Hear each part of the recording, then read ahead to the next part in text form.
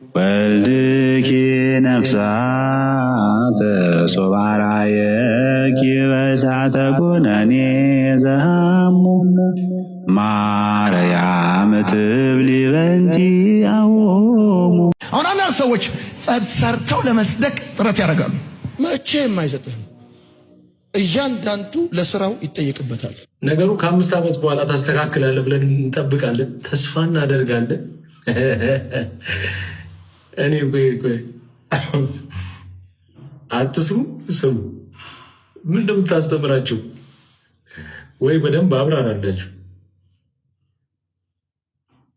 ከ5 ዓመት በኋላ በቃ ተሳስቼ ነበረ ያኔ ከእመቤታችን ስጋ አልነሳም ብዬ ያስተማርኩት ስህተት ነው እና ከ5 ዓመት በኋላ ስላወቅኩኝ ከእመቤታችን ከእናቱ ስጋ ነስቷል ብለህ እንዳስተማርከው እምነት ብቻውን በራሱ የሞተ እንደሆነ ደግሞ ታስተምራችኋለህ ብዬ አስባለሁ። ከ5 ዓመት በኋላ እንጠብቃለን። እዚህ ትምህርት ውስጥ ተቅማጥ ይዘህ መግባት አትችልም። እዚህ ትምህርት ውስጥ ላብ ይዘህ መግባት አትችልም። ጊዮርጊስ ምንድነው? ተገዘገዘ፣ ተሰነጠቀ፣ በመጋዝ ተሰነጠቀ፣ ተፈጨ። የሚፈጭ ነገር ይፍጭህና እስቲ ሁላችሁም ይህንን ቪዲዮ ኮፒ ሊንክ አድርጉልኝ። ኮፒ ሊንክ በቃ ሁላችሁም እንድታደርጉልኝ ይፈልጋለሁ። ከዛ ኮመንት ላይ የገባችሁ ሁላችሁ አባታችን ተክለ ሃይማኖት እያላችሁ እንድጽፉልኝ እፈልጋለሁ። በመጀመሪያ ደረጃ ታውቁታላችሁ ታሪኩን ወይ? ይህስ መጽሐፍ አላችሁ ወይ ነው ወይስ ኤርሚያስ ቀለሜ ዝም ብሎ ፈጥሮ በነገራችሁ ታሪክ ነው ዝም ብላችሁ የምትመሩት? ዮናታን አክሊሉ ዝም ብሎ ባደረገው? ቆይ እስኪ በተቅማጥ በሽታ የሞተ ሰው አታውቁ? ሁላችንም እኮ እናውቃለን። ሁላችንም ይዞን ያውቃል። ዮናታንም ይዞታል። ምን ነው ይህ ገድል ላይ ሲሆን ግራ ገባችሁ? ሰማዕት ለመሆን አንገት መቀላት አንገት መሰዋት ብቻ ነው ያለበት ያለ የመጽሐፍ ቅዱስ ክፍል የለም። ታዲያ አባታችን ተክለ ሃይማኖት በዚህ መጽሐፍ ላይ በዚህ ገድል ላይ በተቅማጥ በሽታ ሰማዕትነትን ተቀበሉ። ምን ይገርማል? ተቅማጥ ይዟችሁ እኮ ማያውቅ አስመሰላችሁት? በሶፍት የምታስረግዙ በሶፍት የምታስወርዱ እናንተ አላላችሁ እንዴ? ስለ ተቅማጥ ሲወራ የሆነ በቃ ከክርስቶስ ደም ጋር የሚል የለም። አትቀባጥሩ። ከክርስቶስ ደም ጋር የምታወዳደሩ ኦርቶዶክስ ቤተክርስቲያን ምንም የላት፣ ሊወዳደር የማይችልም ፈጽሞ ማለት ነው። ግን እናንተ የሆነ ኦርቶዶክስ የመናገር ሱስ ስላለባችሁ ብቻ ዘላችሁ ትናገራላችሁ ማለት ነው። አታውቁትም መጽሐፉ። ሰማዕታትን እኮ አክብሩ፣ ተቀበሉ። እናንተን የተቀበለ እኔን ይቀበላል ያለ ጌታ ነው ያለን በማቴዎስ ወንጌል ምዕራፍ 10 ከቁጥር 40 ጀምሮ። እናንተን የተቀበለ እኔን ይቀበላል፣ በእነሱ ስም ቀዝቃዛ ጽዋ ብቻ ያጠጣ እውነት እላችኋለሁ ዋጋው አይጠፋበትም ያለ አምላክ ነው ያለን።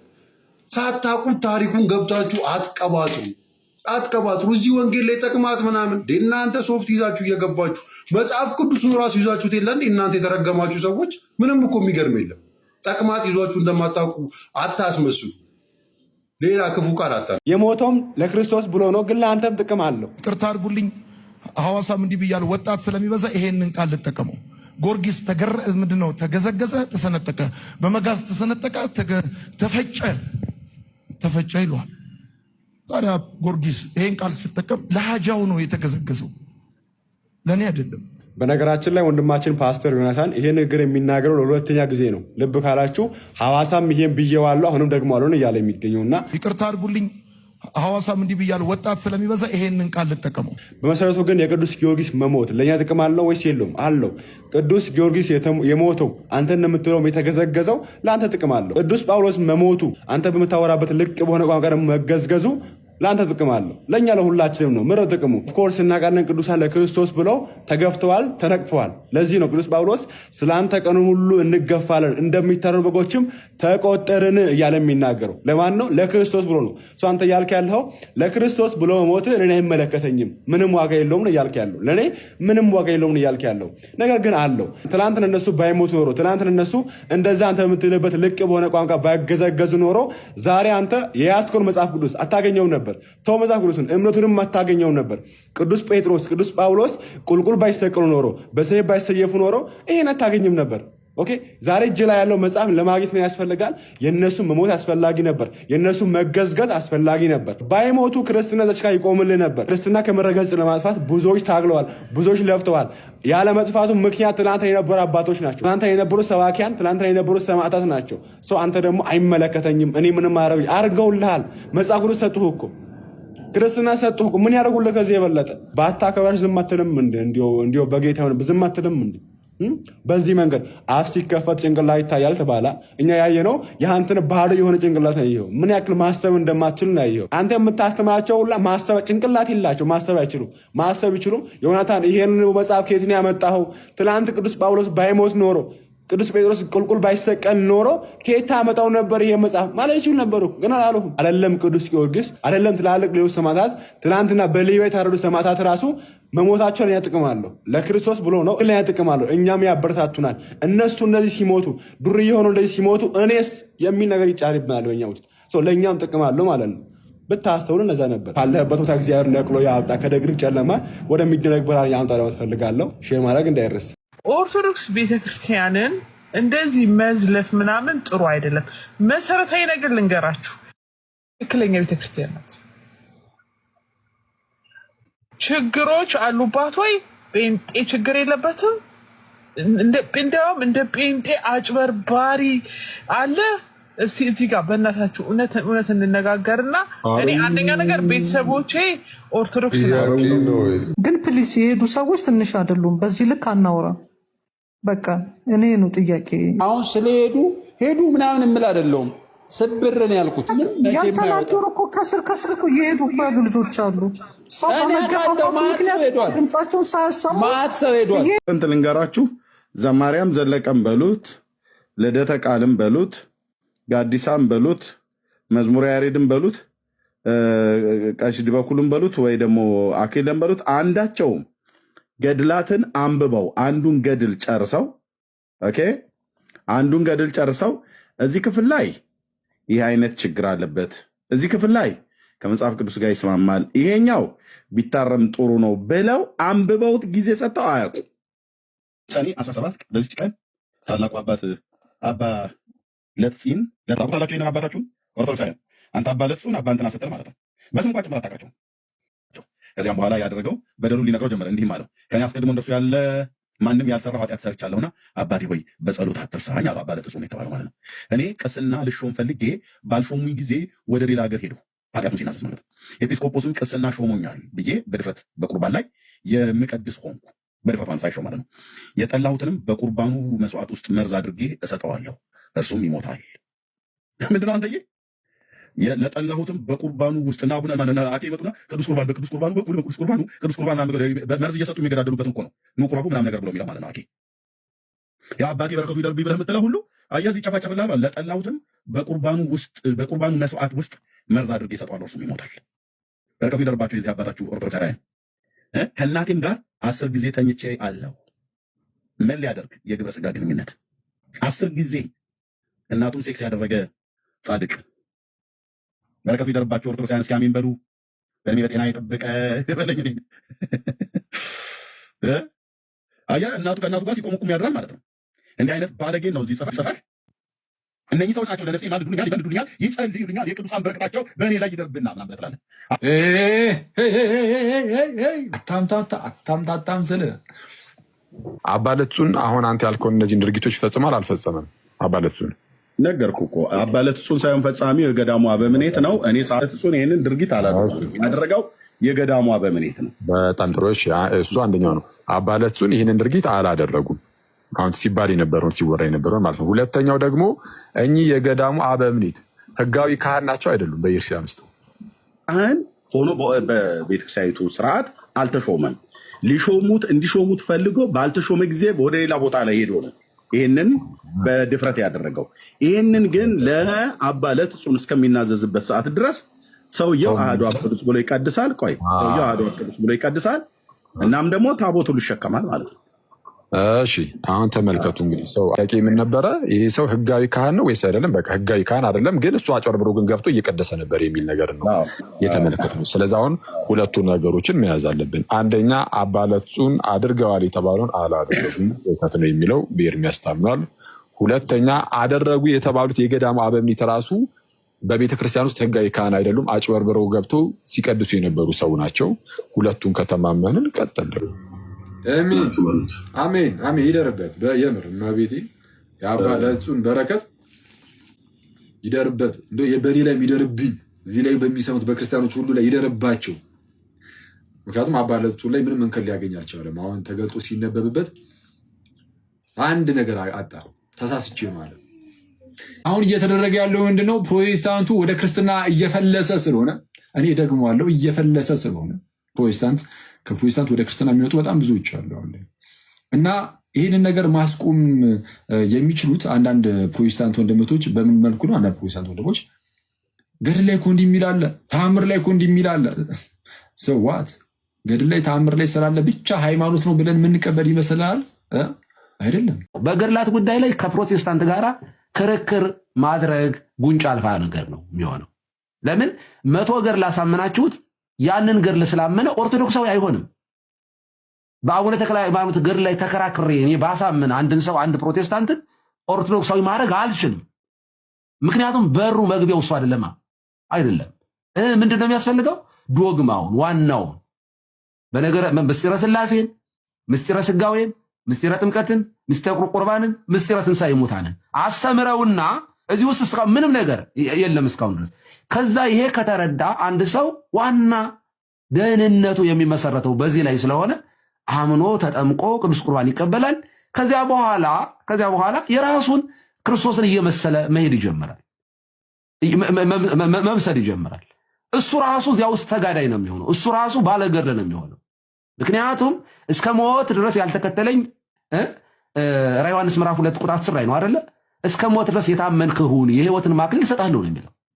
ስለዚህ እስከ ሞት ድረስ አንድ ክርስቲያን እየታመነ ክርስቶስን እየመሰለ ይሄዳል፣ የሕይወትን አክሊልም ይቀበላል።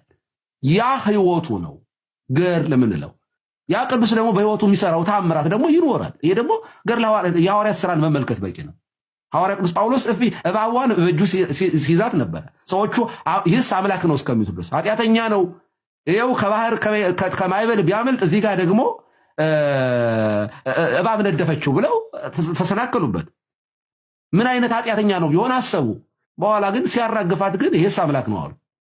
ታምር ማድረግ መጽሐፍ ቅዱስ ላይ በሙሉ ስለ ታምራት ይነግረናል። እንዲያውም በጣም የማይታመኑ የሚመስሉት እንኳን ይሄ በጣም ድንቅ ነገር አይደለም። እግዚአብሔር ታምር ይሰራል፣ የስ እግዚአብሔር ታምር ያደርጋል፣ የስ እግዚአብሔር ታምር መስራት በቅዱሳን ላይ ድንቅ ነገር ያደርጋል፣ የስ እራሱ ነው ያለው።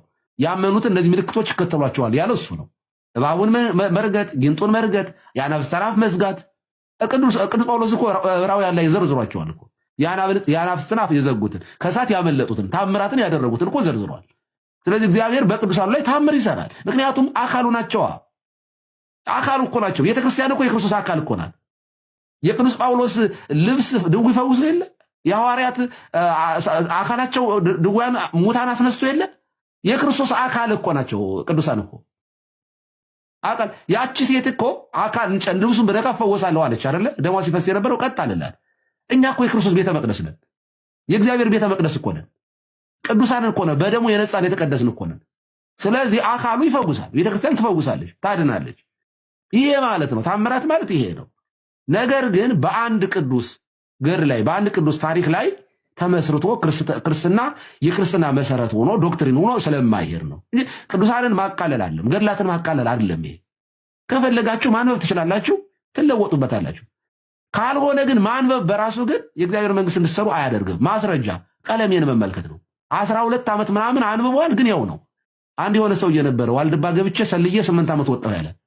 ኦኬ 8 ዓመት ገብተህ ምህላ እያደረስክ ጸሎት እያደረግክ እንደዚያ ሁሉ ጸሎት ማለት እየወረደብህ ዋናው ኢንቴንሽናል የገባህበት ነገር ለመንፈሳዊ ነገር ካልሆነ የአበው በረከት ያድርብሃል ማለት አይደለም። 8 ዓመት ሙሉ ገዳም ገብተህ ምንም ነገር መንፈሳዊ ነገር ሳይነካህ ልብን ድንጋይ እንደሆነ ልትወጣ ትችላለህ።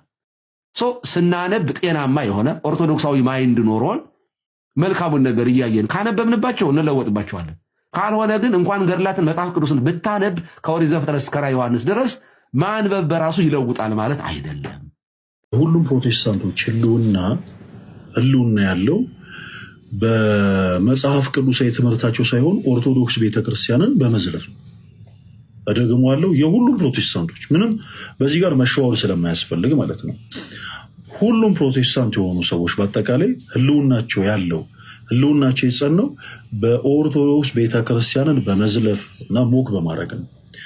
የሆነ የራሳቸው ትምህርት ክፍተቱ እንዳይታይ የሚያደርጉት አማራጭ ምንድነው? ይዋቸው ኦርቶዶክሳዊ አያቸዋቸው የሆነ ዛፍ ቂቤ ይቀባሉ። ይዋቸው እንደሚያደርጉ የሆነ ስዕል ይውላ እንደ ጣዖት ይውል ሲሰግዱ ይው አይነት ነገር ማለት ነው።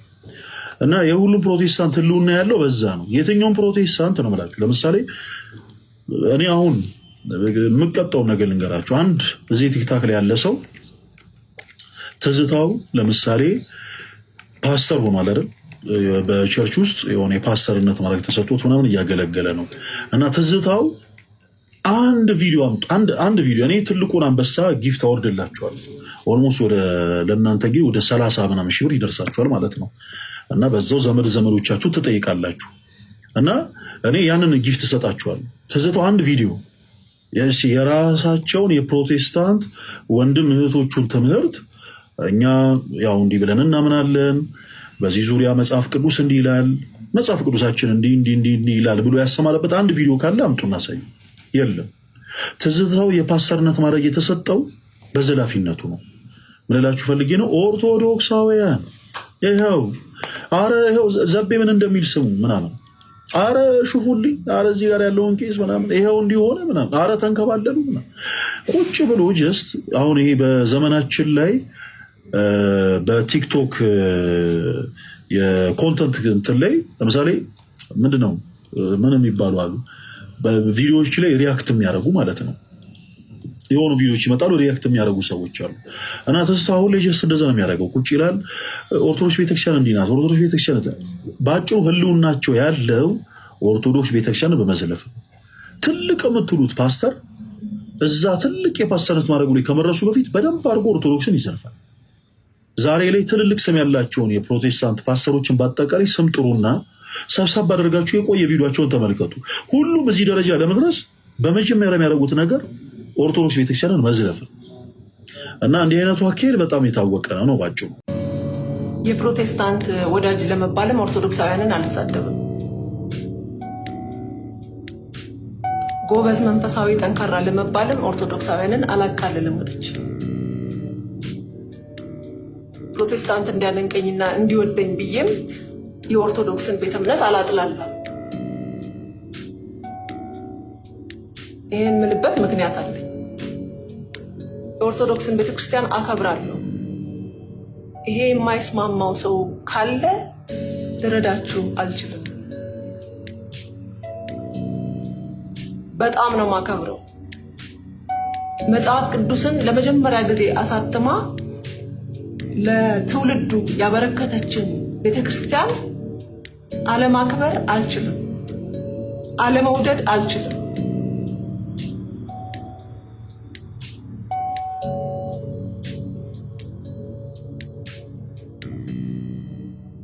ክርስትናን ለመጀመሪያ ጊዜ ወደ ምድሪቱ አክብራ አስገብታ ያቆየችልን ቤተክርስቲያን አለማክበር ነውር ነው።